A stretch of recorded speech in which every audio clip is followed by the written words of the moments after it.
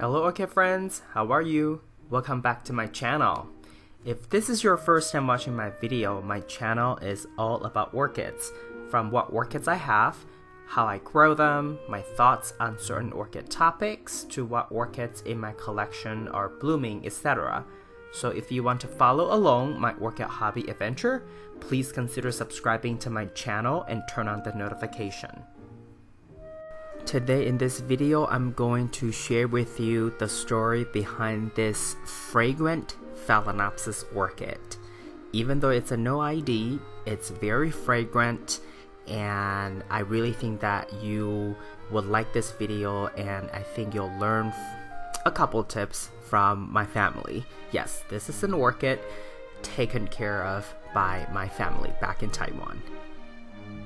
And to really provide you a full story behind this orchid, I really have to go back in time. Well, I'll have to take you with me, go back in time to 2017, November 2017, when I visited Taiwan. At the time, I purchased these two orchids and I left them with my family after I left. So the one on the left is the type of today. It was around 250 NTD, so that's about between 8 or 9 US dollar equivalent.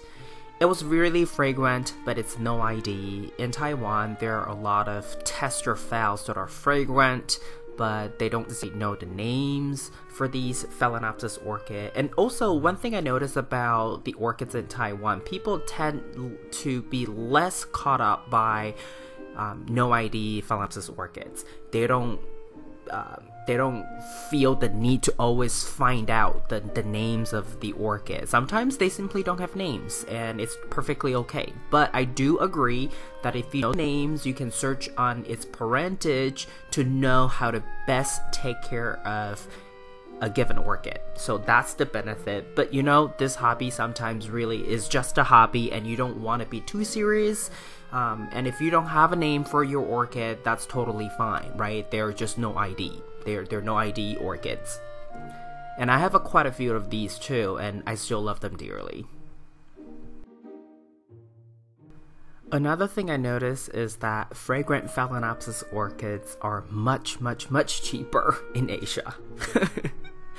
Anyway, so fast forward a year later, when I was visiting Taiwan, end of last year, November 2018, it was already producing buds, right? A year later, and I've already shared this clip in another video, just a tiny bit of it. At the time, yes, you know, you can see from the bottom leaves, it's slightly dehydrated, but it was still okay enough to produce a flower spike. This orchid was and is still grown outside on the balcony, right? And it's exposed to natural sunlight, natural ventilation. And the only tip that I gave to my family who have no idea how to take care of orchids, I only told them, orchids really don't like to be too wet. They're epiphytes, and only water the orchids when they are completely dry. So if you hold it up and you notice that it's so light and there's no moisture, no water, there's no weight in the media, then, you know, give it some water. And so they basically took that advice and executed fairly well. And so I asked my family, and it's about 2 to 3 weeks. Every 2 to 3 weeks that they will give this orchid some water when they remember. So obviously this orchid sometimes don't get water, but the fact that it's outside, and because Taiwan in general is more humid, so that's why it is still doing okay.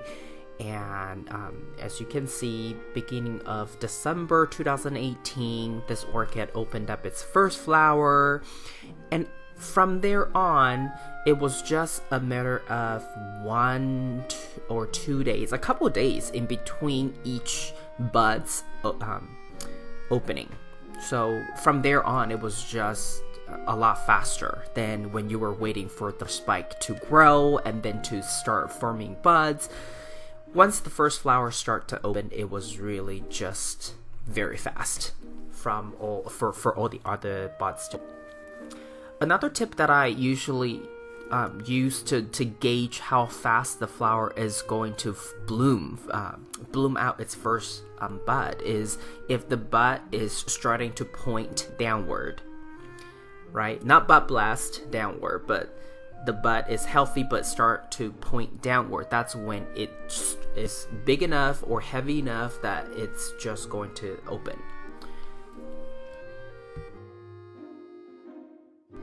Another thing that you may find interesting is this orchid did not receive any fertilizer at all for the entire year. And the reason I know that is because my family was only left with these 2 orchids and they don't know how to take care of orchids. I didn't give them any fertilizer, so there's no way that they know to buy what fertilizer to use for these orchids. And I didn't see any when I went back at end of 2018.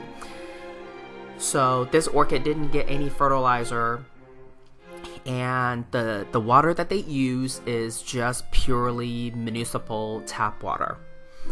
I haven't tested the tap water TDS reading for the water they're using there, but so far, you know, it's very basic, regular people taking care of orchid, right? They follow the rule of not overwatering, and they use the tap water versus, you know, the kind of fancy water like reverse osmosis water that some people use. I also use RO water, but you know, they use regular tap water. They don't use any fertilizer. They still manage to rebloom, right? My family still managed to rebloom this orchid. So that's just another proof that you don't really need to be all fancy about this orchid hobby and can still do pretty good.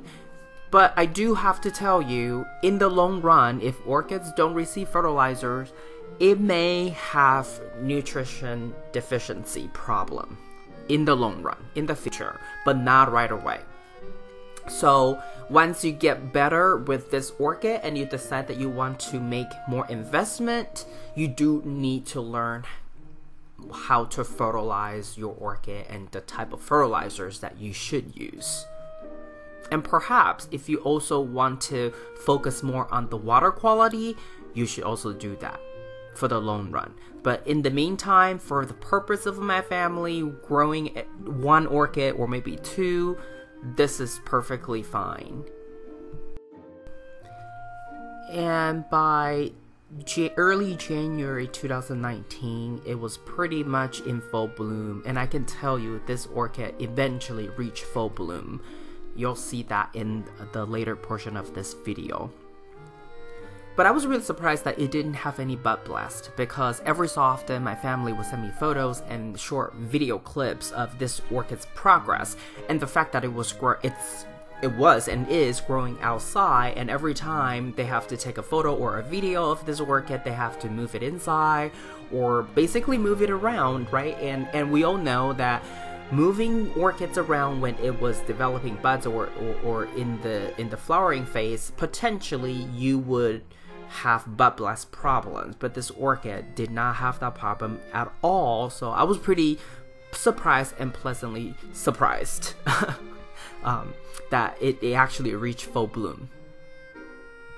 Overall, I think this is a very interesting and a very different experience for my family, because they really don't know how to take care of orchids, and by following simple rules and maybe a little bit underwatering this orchid, they managed to rebloom this orchid to its full potential.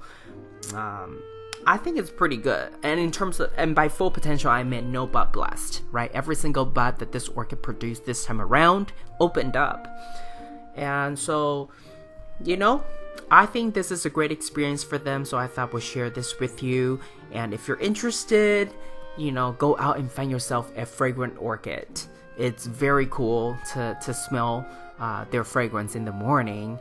For me, I always enjoy my fragrant orchids in the morning, and the fragrance would dissipate as the day goes on, but the next morning when the ventilation, the sunlight is good, they will produce fragrance for you again. This is all I have for you today. If you like this video, please give it a thumbs up. And if you would like to get more orchid related videos from my channel, please subscribe and turn on the notification. I want to wish you happy growing, and I will talk to you in my next video. Ciao!